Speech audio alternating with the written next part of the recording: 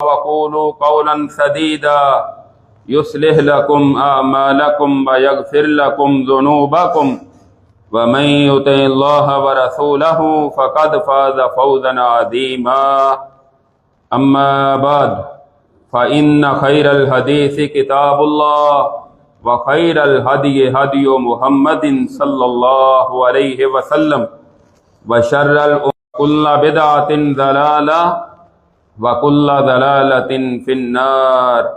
اللهم صل على محمد وعلى آل محمد كما صليت على إبراهيم وعلى آل إبراهيم إنك حميد مجيد اللهم بارك على محمد وعلى آل محمد كما باركت على إبراهيم وعلى آل إبراهيم انک حمید مجید رب اشرح لی صدری ویسر لی امری واحلل عقدۃ من لسانی یفقہوا قولی رب زدنی علما اللہم انفعنا بما علمتنا وعلمنا ما ينفعنا وزدنا علما فاعوذ باللہ السمیع العلیم من الشیطان الرجیم بسم اللہ الرحمن الرحیم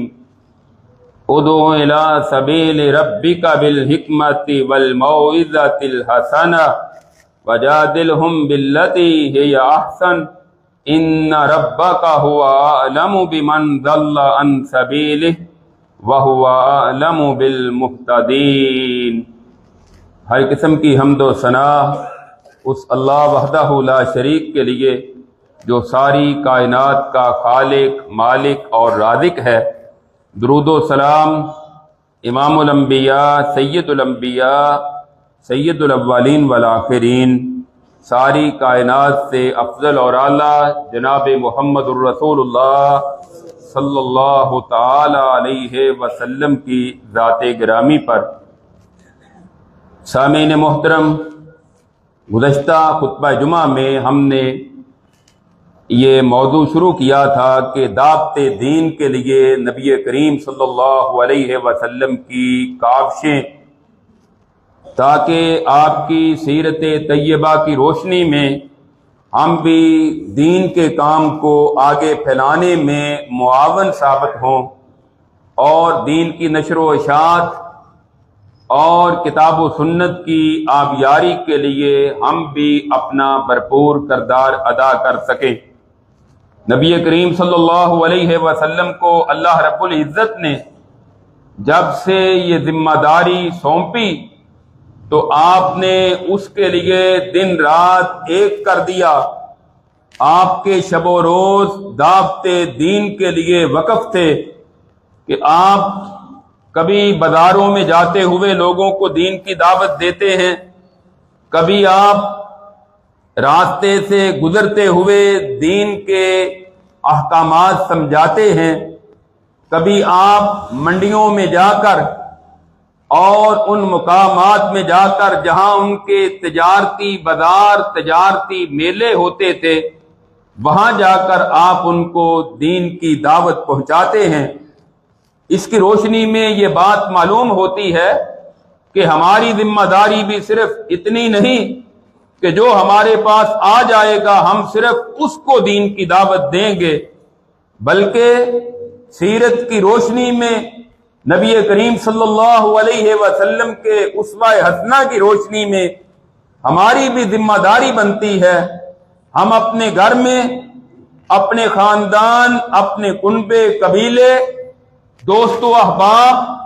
اپنے کاروباری مقامات اور اپنے کولیگ اور جہاں جہاں بھی آپ کو موقع ملے وہاں آپ لوگوں کو دین کی دعوت دیں، رب کی توحید اور اللہ کا پیغام لوگوں تک پہنچائیں۔ اس کی چند ایک مثالیں گزشتہ خطبہ جمعہ میں نے ذکر کی تھی، کچھ آج کے خطبہ میں انشاءاللہ اختصار کے ساتھ بیان کریں گے۔ سیدنا عقیل بن ابی طالب رضی اللہ تعالیٰ عنہ بیان کرتے ہیں کہ قریشیوں نے آ کر آپ کے چچا ابو طالب سے کہا ان ابن اخیک یؤذینا فی نادینا وفی مسجدنا فانہہ عن اذانا، کہ اے ابو طالب، آپ سردار ہیں، آپ کا بھتیجا ہماری عبادت گاہوں میں آ کر اور جہاں ہم اپنی مجلسیں کرتے ہیں وہاں ہمیں اذیت دیتا ہے، ہمیں تکلیف دیتا ہے، آپ ان کو اس سے روکیں کہ ہمیں تکلیف نہ دیا کرے۔ اور وہ تکلیف کیا تھی کہ نبی کریم صلی اللہ علیہ وسلم جا کر ان کو رب کی توحید کی دعوت دیا کرتے تھے۔ جو شرک پر قائم ہوں، شرک پر کمر بستہ ہوں، ان کے لیے توحید کی دعوت سننا بڑی دشوار ہوتی ہے۔ ان کو اس سے تکلیف ہوتی تھی کہ یہ ایک الہ کی دعوت کیوں دیتے ہیں۔ ابو طالب نے کہا کہ عقیل، جاؤ جا کر بلا کر لاؤ نبی کریم صلی اللہ علیہ وسلم کو۔ آپ کو بلایا گیا، آپ جب تشریف لائے تو آپ کے چچا نے کہا کہ اے محمد صلی اللہ علیہ وسلم، آپ کے متعلق یہ لوگ ایک شکوہ کر رہے ہیں کہ آپ ان کو اذیت دیتے ہیں جب آپ ایک اللہ کی دعوت دیتے ہیں، ایک رب کی توحید کی طرف بلاتے ہیں، تو کیا آپ اس سے رک سکتے ہیں؟ آپ نے فرمایا کہ جس طرح سورج کے شعائیں نظر آ رہی ہیں لیکن اس کے شعلے کو یہ مجھ تک نہیں پہنچا سکتے، اسی طرح یہ مجھے دعوت حق اور دعوت توحید سے روک نہیں سکتے۔ میں اپنی دعوت سے باز نہیں آ سکتا، میں توحید کی دعوت دیتا رہوں گا، حق کا پیغام لوگوں تک پہنچاتا رہوں گا۔ یعنی نبی کریم صلی اللہ علیہ وسلم کا عزم دیکھیں۔ آج شاید ہمیں کوئی بھی نہ روکنے والا ہو، لیکن اس کے باوجود ہم دوسروں کو توحید کی دعوت، رب کے دین کی دعوت، کتاب و سنت کی دعوت پہنچانے میں ہچکچاہٹ کا شکار ہو جاتے ہیں اور سمجھتے ہیں کہ شاید میرے اس سے تعلقات متاثر ہو جائیں گے، اور شاید وہ مائنڈ نہ کر لے، وہ فیل نہ کرے کہ یہ کیا مجھے کہہ رہا ہے۔ نبی کریم صلی اللہ علیہ وسلم کو روکنے کی کوشش کرتے ہیں، لیکن آپ فرماتے ہیں کہ یہ مجھے حق بیان کرنے سے باز نہیں کر سکتے۔ تو آپ کے چچا نے بھی پھر آپ پر زور نہیں دیا، کہا میرے بھتیجے نے سچ کہا ہے، اس نے جھوٹ نہیں بولا، تم واپس چلے جاؤ۔ یعنی باوجود اس کے کہ ابو طالب آپ کا کلمہ نہیں پڑا لیکن آپ کا ساتھ دینے سے پیچھے نہیں رہا، بلکہ آپ کی حمایت کی اور آپ کی ہمیشہ نصرت کرتا رہا۔ اسی طرح سیدنا انس رضی اللہ تعالیٰ عنہ بیان کرتے ہیں، صحیح بخاری اور مسلم میں یہ روایت ہے کہ نبی کریم صلی اللہ علیہ وسلم سے کہا گیا کہ آپ عبداللہ بن ابی کی مجلس میں آ کر دین کی دعوت دیں۔ کہتے ہیں کہ آپ صلی اللہ علیہ وسلم گدھے پر سوار ہوئے، صحابہ اکرام بھی آپ کے ساتھ ساتھ جا رہے ہیں۔ آپ اس مجلس میں پہنچے جہاں عبداللہ بن ابی بھی بیٹھا تھا، کچھ مسلمان بھی تھے، سیدنا عبداللہ بن رواحہ رضی اللہ تعالیٰ عنہ وہ بھی اس مجلس میں موجود تھے، کچھ کفار مشرکین بھی وہاں تھے اور کچھ یہودی بھی اس مجلس میں تھے۔ جب آپ پہنچے قریب تو گدھے کے چلنے سے کچھ گرد و غبار اڑا، تو یہ عبداللہ بن ابی رئیس المنافقین کہنے لگا مجھ سے دور ہی رہیے، مجھے گدھے کی بو آ رہی ہے۔ ایک انصاری صحابی اٹھے، کہنے لگے واللہ لا حمار رسول اللہ صلی اللہ علیہ وسلم اطیب ریحم منکا، اللہ کی قسم رسول اللہ کے گدھے کی جو خوشبو ہے بدبخت وہ تجھ سے زیادہ ہے کہ تو رسول اللہ کے بارے میں ایسے کلمات کہتا ہے۔ نبی کریم صلی اللہ علیہ وسلم مجلس میں تشریف لے گئے، اس نے آپ کے ساتھ کس طرح کراہت کا اظہار کیا، کس طرح نفرت کا اظہار کیا، لیکن آپ واپس نہیں آئے اپنے مقصد کو پورا کیے بغیر۔ آپ نے وہاں دین کی دعوت دی، اللہ کی کتاب کی دعوت دی، آپ نے قرآن کی تلاوت کی۔ پھر یہ عبداللہ بن ابی کہنے لگا اچھا اگر آپ سچے ہیں تو آپ اپنے گھر میں چلے جائیں، جس کو دعوت کی ضرورت ہوگی وہ آپ کے پاس خود ہی چل کر آ جائے گا، آپ کو یہاں آنے کی ضرورت کیا ہے۔ عبداللہ بن رواحہ رضی اللہ تعالیٰ عنہ بولے، کہنے لگے غلط کہہ رہا ہے، ہم پسند کرتے ہیں کہ رسول اللہ ہماری مجلسوں میں آیا کریں، آ کر رب کا پیغام پہنچایا کریں، قرآن کی تلاوت کریں، دین کی دعوت دیں۔ نبی کریم صلی اللہ علیہ وسلم جو ساری کائنات سے افضل اور اعلیٰ ہیں، آپ کا انداز دیکھیے کہ کس طرح غیروں کی مجلس میں جا کر، جہاں کفار و مشرکین بھی ہیں، جہاں یہودی بھی ہیں، اہل کتاب بھی ہیں،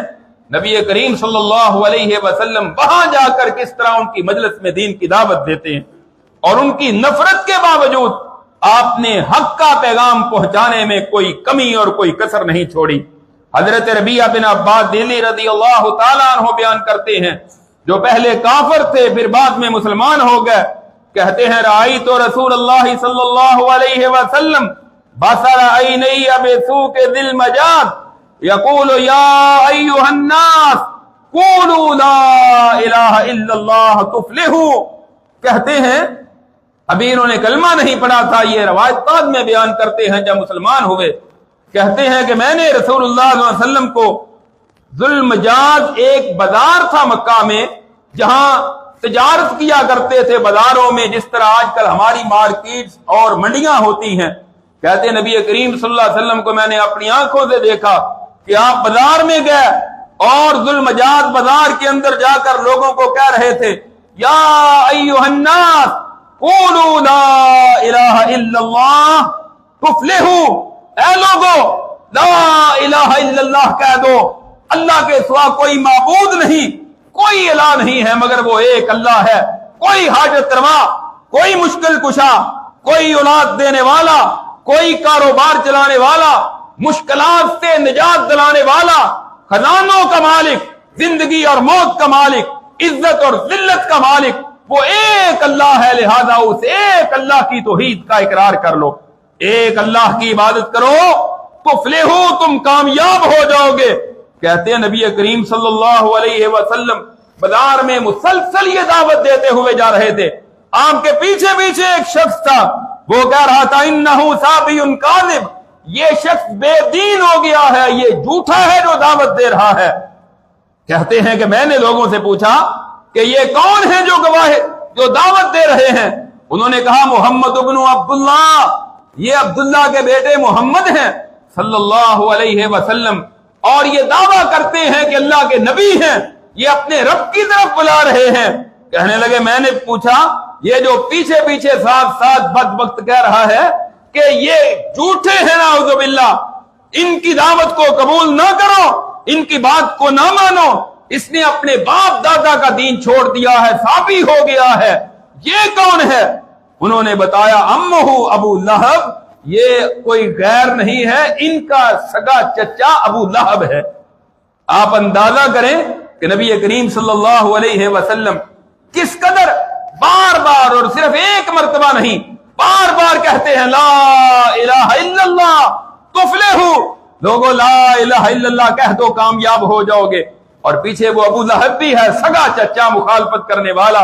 اپنوں کی مخالفت جو ہوتی ہے اس کو برداشت کرنا مشکل ہوتا ہے، کوئی غیر مخالفت کرے اس کو برداشت کرنا آسان ہوتا ہے، سگا چچا ہے، سردار ہے، اور یہ کہتا ہے یہ جھوٹا ہے نعوذ باللہ، اور رسول اللہ اپنی دعوت سے باز نہیں آ رہے، آپ دین کی دعوت دیتے جا رہے ہیں، رب کی توحید کا پیغام بار بار لوگوں تک پہنچاتے جا رہے ہیں۔ مجھے بتلائیے کیا آج اگر ہم رب کی توحید کی دعوت کو عام کرنا چاہیں، بازاروں میں، مجلسوں میں، گلیوں میں، مارکیٹس میں جا کر، شاید کوئی ایسا ہوگا کہ جو ہمیں بھی اس طرح جھٹلائے، ہمارے پیچھے اس طرح آوازیں کسے، ہم پر تانا زنی کرے، ہمیں گالیاں دے، ایسا شاید آج نہیں ہوگا ہمارے خاص کر اس ماحول میں۔ لیکن اس کے باوجود اہل توحید، اہل ایمان، اہل حدیث، اہل سنت، آج ہمارا انداز کیا ہے؟ سستی چھائی ہوئی ہے، سستی غالب ہے۔ آج ہماری صورتحال یہ ہے کہ ہم یہی سمجھتے ہیں بس ہم اہل توحید ہیں، ہم اہل حدیث ہیں، ہم اہل سنت ہیں، ہماری ذمہ داری صرف شاید اتنی ہی تھی کہ ہم نے اپنی اصلاح کر لی ہے، اب ہمیں دوسروں کو کہنے کی کیا ضرورت ہے؟ کیا آپ کے گھر میں کوئی ایسا نہیں ہے جو غلط راستے پر چل رہا ہے؟ آپ کے گلی محلے میں کوئی ایسا نہیں ہے؟ آپ کے علاقے میں کوئی ایسا نہیں ہے؟ آپ کے آفس کے ساتھ آپ کا کوئی ہمسایہ، آپ کسی فیکٹری میں ہیں تو وہاں آپ کے ساتھ کوئی کام کرنے والا، آپ کا کوئی کولیگ، کیا ایسا نہیں ہے کہ جو سیدھے راستے سے بھٹکا ہوا ہو؟ آپ اس کے لیے کتنی محنت کرتے ہیں؟ آپ اس کو کتنی بار آپ نے اس کو دعوت دی ہے؟ آپ نے اس میں کیا کردار ادا کیا ہے؟ نبی کریم صلی اللہ علیہ وسلم کا کردار دیکھیں۔ اسی طرح حضرت اشعث بن سلیم بیان کرتے ہیں کہ میں نے ابن زبیر رضی اللہ تعالیٰ عنہ کے دور امارت میں ایک آدمی سے سنا، وہ یہ کہہ رہا تھا، سمیت رجلا فی سوق عکاظ، ایک بازار ذوالمجاز تھا، ایک بازار مکہ میں تھا، منڈی تھی جس کو سوق عکاظ کہا جاتا تھا، کہ نبی کریم صلی اللہ علیہ وسلم کو میں نے دیکھا آپ اس بازار میں تشریف لے گئے اور آپ لوگوں کو یہی دعوت دیتے ہیں، یا ایھا الناس قولوا لا الہ الا اللہ تفلحوا، اے لوگوں لا الہ الا اللہ کہہ دو کامیاب ہو جاؤ گے۔ آپ یہ دعوت دے رہے ہیں، آپ کے پیچھے پیچھے ایک دوسرا شخص ہے، وہ کہتا ہے ان ھذا یرید ان یصدکم عن الہتکم، لوگوں ہوشیار ہو جاؤ، لوگوں یہ وہ شخص ہے جو تمہیں تمہارے الہوں اور تمہارے معبودوں سے روکنا چاہتا ہے، اس کی بات نہ مانو۔ پوچھا کہ وہ کون تھے؟ کہا فَإِذَا النَّبِيُّ صلی اللہ علیہ وسلم، وہ توحید کی دعوت دینے والے تو نبی صلی اللہ علیہ وسلم تھے، اور آپ کے پیچھے آوازیں لگانے والا، آپ کی دعوت کو ٹھکرانے والا، حق بات کو جھٹلانے والا وہ ابو جہل تھا، جو آپ کی مخالفت میں آپ کے پیچھے پیچھے چل رہا تھا۔ کہیں ابو لہب مخالفت کرتا ہے اور کہیں ابو لہب اور کہیں ابو جہل آپ کی مخالفت کرتا ہے، لیکن آپ پھر بھی توحید کی دعوت دینے سے بات نہیں آتے۔ آپ پوری ذمہ داری کے ساتھ رب کا پیغام لوگوں تک پہنچا رہے ہیں۔ ایک روایت میں ہے کہ ابو لہب بھی اس سوق عکاظ میں آپ صلی اللہ علیہ وسلم کے پیچھے گیا تھا، یعنی جہاں رسول اللہ جاتے وہاں یہ بدبخت آپ کے پیچھا کرتے، ساتھ ساتھ لوگوں کو بتاتے اور آپ کو جھٹلاتے اور آپ کی دعوت کا انکار کرتے۔ مسند احمد کی روایت ہے، سیدنا جابر بن عبداللہ رضی اللہ تعالیٰ عنہ بیان کرتے ہیں، نبی کریم صلی اللہ علیہ وسلم 10 سال تک مکہ میں مینا میں جب لوگ گرد و نواح سے آتے تھے اور حج کے لیے پہنچتے، مینا میں ان کے خیمے لگا کرتے، آپ صلی اللہ علیہ وسلم ان خیموں میں جایا کرتے تھے، آپ جا کر ان کو دعوت دیتے، آپ فرماتے اور کون ہے جو دین پھیلانے میں، جو اللہ کا پیغام پہنچانے میں میری نصرت کرے گا، میری مدد کرے گا، مجھے پناہ دے گا، میرا مددگار کون بنے گا؟ 10 سال آپ جا کر لوگوں کو دعوت دیا کرتے تھے اور کوئی شخص بھی آپ کی حمایت کے لیے تیار نہیں ہوتا تھا۔ پھر اگلے سال جو 2 سال تھے ان میں یثرب سے آنے والے، جو بعد میں مدینہ منورہ بن گیا، وہاں سے آنے والے لوگوں نے آپ کی دعوت کو سنا اور آپ کی دعوت کو قبول کیا۔ تو یہ انداز تھا نبی کریم صلی اللہ علیہ وسلم کا دین کی دعوت دینے میں۔ حضرت عبداللہ ابن عباس رضی اللہ تعالیٰ عنہ بیان کرتے ہیں، سنن ابی داؤد کی روایت ہے، نبی کریم صلی اللہ علیہ وسلم جب آپ کو بدر میں فتح ملی، بدر کی فتح کے بعد آپ مدینہ منورہ واپس گئے تو آپ نے یہودیوں کو اکٹھا کیا۔ آپ سوق بنی قینقاع، یہودیوں کے جو 3 قبیلے تھے ان میں ایک قبیلہ تھا بنو قینقاع، آپ ان کے بازار میں تشریف لے گئے اور آپ نے جا کر یہودیوں کو مخاطب کیا، یا معاشر یہود اسلموا قبل ان یصیبکم مثل ما اصاب قریش، ما اصاب قریشا، اے یہودیوں اور مسلمان ہو جاؤ، اس سے پہلے تمہاری بھی وہی حالت ہو جو مکہ والوں کی ہوئی ہے، جو قریش کی بدر میں ہوئی ہے، جو ذلت ان کو اٹھانی پڑی ہے، کہیں ایسا نہ ہو کہ تمہاری بھی وہی حالت بن جائے، اس سے پہلے مسلمان ہو جاؤ۔ یہ یہودی آگے سے کہنے لگے، محمد صلی اللہ علیہ وسلم تمہارا واسطہ نا تجربہ کار لوگوں سے پڑا ہے، مکہ والے لڑائی کرنا نہیں جانتے تھے، ان سے تمہارا واسطہ پڑا ہے، ان کے مقابلے میں تم فتح یاب ہوئے ہو. جب تمہارا واسطہ ہم سے بڑا پھر تمہیں پتا چلے گا کہ ٹکر کے لوگ کیسے ہوتے ہیں اور مقابلے والے کیسے ہوتے ہیں. اللہ نے اس موقع پر قرآن نازل کیا قل للذین کفروا ستغلبون وتحشرون الی جہنم وبئس المہاد. اے میرے نبی کہہ دیجئے ان کافروں کے لیے ان قریب تم مغلوب ہو جاؤ گے. اللہ تمہارے مقابلے میں بھی ہمیں فتح دے گا اور تم کو جہنم کی آگ میں اللہ اکٹھا کرے گا اور وہ بڑا ہی برا ٹھکانہ ہے. اور پھر ایسے ہی ہوا, اللہ نے کامیابی دی, اللہ نے عزت دی. بنو قینقاع بھی ناکام ہوئے اور بنو نذیر بھی ناکام ہوئے, بنو قریظہ بھی ناکام ہوئے. یہ تینوں قبیلے رسوا ہوئے. اللہ نے اسلام کو عزت دی, اسلام کو کامیابی دی, اپنے رسول کو عزت دی, اہل ایمان کو عزت عطا کی. تو دین کی دعوت آپ نے یہودیوں کے بازار میں جا کر آپ ان کو دین کی دعوت دیتے ہیں. اور اسی طرح سیدنا ابو ہریرہ رضی اللہ تعالیٰ عنہ کے متعلق آتا ہے کہ ایک دن بازار سے گزرتے ہوئے رک جاتے ہیں اور لوگوں کو کہتے ہیں یا اہل السوق ما اعجزکم, اے بازار والو تاجرو تمہیں کس چیز نے سست کر دیا ہے کہ یہاں بیٹھے ہوئے ہو, اور بازاروں میں اپنی اپنی دکانیں سجائے ہوئے ہو. آج میں بھی آپ کو یہی دعوت دیتا ہوں, اور مسلمانوں تمہیں کیا ہو گیا ہے؟ آج تم حق بات کو سمجھتے ہوئے کیوں دعوت نہیں دیتے؟ بس اپنی اپنی دکانداری, اپنی فیکٹریاں, اپنا کاروبار, اپنا آفس, دن رات بس ہمارے ذہنوں پر یہی سوار ہیں, کہاں سے پیسہ آئے گا, کیسے اکٹھا کریں گے, پھر اس کا آگے کیا کریں گے. بس ہماری سوچ شاید یہاں تک ہی رہتی ہے. الا ماشاء اللہ بہت کم ہیں جن کو دنیا سے زیادہ دین کی فکر ہوتی ہے, اس لیے کہ یہ دنیا تو یہاں رہ جانے والی ہے. دین کے لیے آپ نے جو محنت کی ہوگی, اگر ایک شخص آپ کی وجہ سے کفر اور شرک چھوڑ کر توحید پر آتا ہے تو پھر وہ خوشخبری جو رسول اللہ صلی اللہ علیہ وسلم نے سیدنا علی رضی اللہ تعالیٰ عنہ کو دی تھی. اے علی, خیبر میں کہا تھا اگر تیری وجہ سے اللہ نے ایک شخص کو اسلام کی دولت سے مالا مال کر دیا تو وہ دنیا کی سرخ اونٹوں کی دولت سے تیرے لیے یہ بہتر ہے. ایک بندہ تیری وجہ سے جہنم کی آگ سے بچ گیا. کیا ہمارے ارد و گرد سارے توحید والے ہیں یا شرک کے پجاری ہیں, آستانے, درگاہیں؟ رات میں ایک گلی سے گزر رہا تھا تو وہاں بھی ایک مزار دیکھا. میں نے کہا شاید, ایک دوست سے ساتھ میں نے کہا شاید کوئی ایسا محلہ, کوئی ایسا علاقہ نہیں ہے جہاں لوگوں نے اپنی اپنی پوجا گاہ بنائی ہوئی ہے اور اپنی اپنی مشکلات حل کرنے کے لیے اڈے بنائے ہوئے ہیں.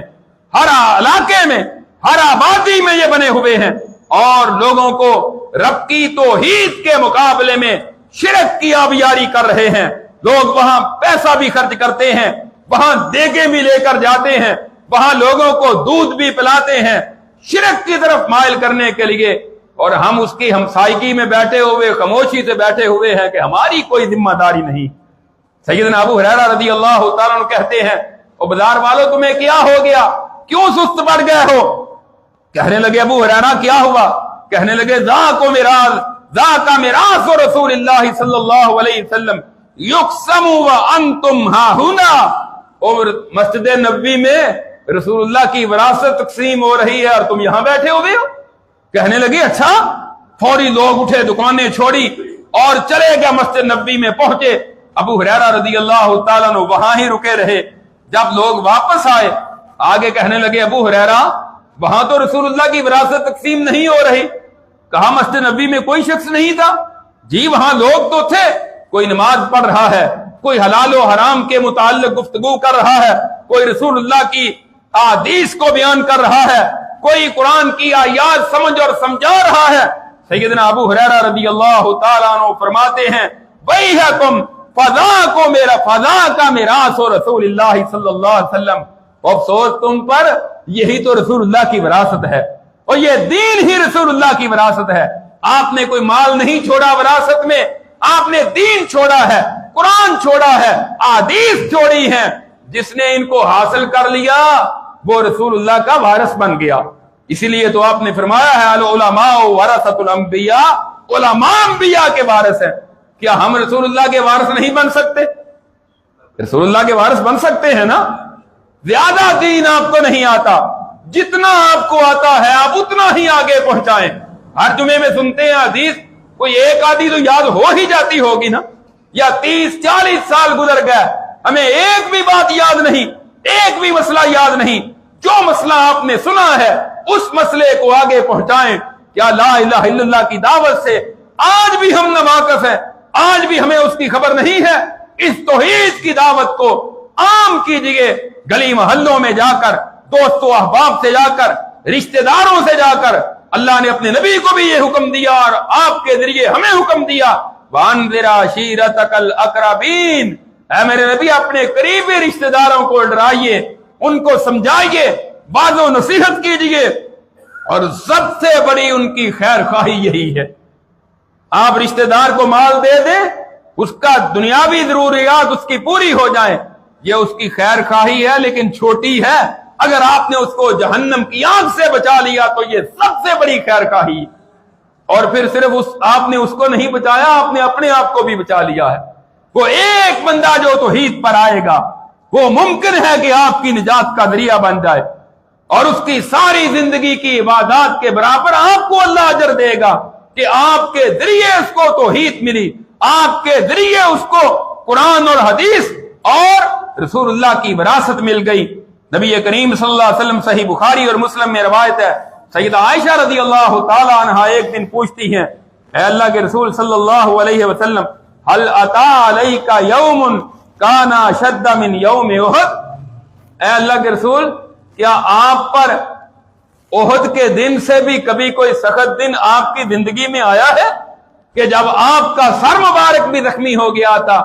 آپ کا دانت مبارک شہید ہو گئے، کیا اس سے بھی زیادہ آپ کی زندگی میں کوئی سخت آیا ہے؟ آپ فرماتے ہیں ہاں عائشہ، اس سے بھی زیادہ سخت دن آیا ہے، جب میں طائف گیا تھا، مکہ والوں نے مجھے جھٹلا دیا، اکثریت نے انکار کر دیا تھا، لمبا سفر 100 میل کا سفر کر کے طائف کا دشوار گزار سفر طے کرتے ہوئے میں طائف پہنچا تھا، اور وہاں کے سردار ابن عبد یلیل بن عبد قلال کو جا کر میں نے دین کی دعوت دی تھی، اس نے نہ صرف مجھے جھٹلایا بلکہ میرے پیچھے لڑکے لگا دیے جو مجھ پر آوازیں کستے تھے، پتھر مارتے تھے، گالیاں دیتے تھے۔ رسول اللہ صلی اللہ علیہ وسلم کے پیچھے پیچھے ہیں، آپ زخمی ہو گئے۔ آپ اندازہ کریں، آج ہم گلی محلے میں دعوت دیتے ہوئے ڈرتے ہیں، رسول اللہ اجنبی بن کر، مسافر بن کر 100 کلومیٹر کا سفر طے کر کے طائف میں تشریف لے گئے تھے، اور آج کی طرح جو طائف کا سفر طے کرتے ہیں ہم، گاڑیاں نہیں تھی وہاں، طائف جانے کے لیے کاریں نہیں تھی، کس قدر مشقت کے ساتھ کتنے دنوں میں آپ طائف پہنچے ہوں گے، اور وہاں کے سردار کو جا کر آپ نے دعوت دی، اور اس کا ریئیکشن، رد عمل وہ آپ کے سامنے ہے۔ رسول اللہ صلی اللہ علیہ وسلم زخمی ہو کر وہاں نکلے۔ آپ فرماتے ہیں جبریل علیہ السلام میرے پاس آئے، اور آ کر مجھے انہوں نے کہا، اوپر میں نے دیکھا کہ مجھ پر بادل چھائے ہوئے تھے، بادلوں میں جبریل علیہ السلام آئے، آ کر کہنے لگے اللہ نے آپ کو دیکھ لیا ہے، آپ کو سن لیا ہے، آپ کی قوم کو بھی سن لیا ہے جو انہوں نے آپ کے ساتھ بدسلوکی کی ہے، جو آپ پر تشدد کیا ہے، اور یہ میرے ساتھ ایک پہاڑوں والا فرشتہ آیا ہے، آپ اس کی بات سنیے، آپ جو حکم دیں گے وہ پورا کیا جائے گا۔ آپ فرماتے ہیں پھر پہاڑوں والا فرشتہ میرے پاس آیا اور مجھے کہنے لگا، اے محمد صلی اللہ علیہ وسلم، اللہ نے میری ڈیوٹی پہاڑوں پر لگائی ہے، اگر آپ مجھے حکم دیں میں 2 پہاڑوں کے درمیان ان کو ریزہ ریزہ کر دوں، 5 کر دوں، یہ طائف کی بستی کا نام و نشان مٹ جائے جنہوں نے آپ پر ظلم و ستم کیا ہے، آپ پر تشدد کیا ہے، آپ حکم تو دیں۔ آپ فرماتے ہیں بل ارجو ان یخرج اللہ من اصلابہم من یعبد اللہ وحدہ لا یشرک بہ شیئا، نہیں، میں بلکہ اپنے رب سے امید رکھتا ہوں میرا اللہ ان کو ہدایت دے دے، یا ان کی نسلوں میں سے ایسے لوگوں کو پیدا کر دے گا جو ایک اللہ کی عبادت کریں گے، پھر اللہ کے ساتھ کسی اور کو شریک نہیں کریں گے۔ آپ اندازہ کریں، پتھر کھا کر بھی آپ نے ان کے لیے بد دعا نہیں کی بلکہ ان کی ہدایت کے لیے دعا کی، اور امید رکھی کہ اللہ ان کو ہدایت دے گا یا ان کی نسلوں میں سے ہدایت دے گا. پھر اللہ نے ہدایت دی. وہی طائف والے مسلمان ہوئے اور صرف وہ پھر خود مسلمان نہیں ہوئے, خود آپ کے فرما بردار نہیں ہوئے, بلکہ وہی سب سے پہلے ہمارے اس بر صغیر پاکستان, انڈیا اور بنگلہ دیش کے علاقے میں جو صحابہ آئے ہیں, سب سے پہلے جو صحابہ سیدنا عمر رضی اللہ تعالیٰ عنہ کے دور خلافت میں یہاں آئے ہیں, وہ طائف کے رہنے والے تھے, جن کو اللہ نے توحید کی نعمت سے مالا مال کیا تھا. انہوں نے بھی رب کی دعوت کو پہنچانے میں اپنا کردار ادا کیا. بلکہ صحابہ اکرام میں سے جس کا جتنا زیادہ دور کفر میں گزرا ہے, وہ اسلام لانے کے بعد اتنی زیادہ تگودو کرتا تھا, اتنی زیادہ کوشش کرتا تھا. آپ اکرمہ بن ابی جہل کو دیکھ لیں. ابو جہل کا بیٹا جب مسلمان ہوا ہے, پہلے جتنا اسلام کا بڑا دشمن تھا, اسلام قبول کرنے کے بعد کفار کا اتنا بڑا دشمن بن گیا ہے. اور وہ نجاشی, اور وہ جو جس نے آپ پر غزوہ احد میں آپ کے چچا کو شہید کیا تھا, وہ حبشی جو تھا آپ کے چچا کو شہید کرنے والا, وہ بھی پھر مسلمان ہوا ہے. اور مسلمان ہونے کے بعد ہندا کا جو غلام تھا, اس نے بھی پھر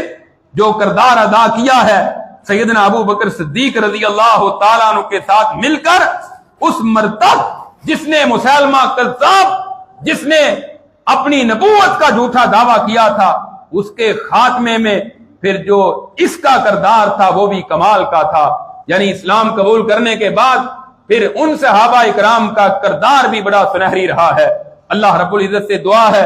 اللہ ہمیں توحید کی دعوت کو عام کرنے والا بنائے, کتاب و سنت کی نشر و اشاعت کرنے میں ہمیں بھی اپنی بھرپور سرگرمیاں اور بھرپور کردار ادا کرنے کی توفیق عطا فرمائے. آخر دعوانا الحمدللہ رب العالمین.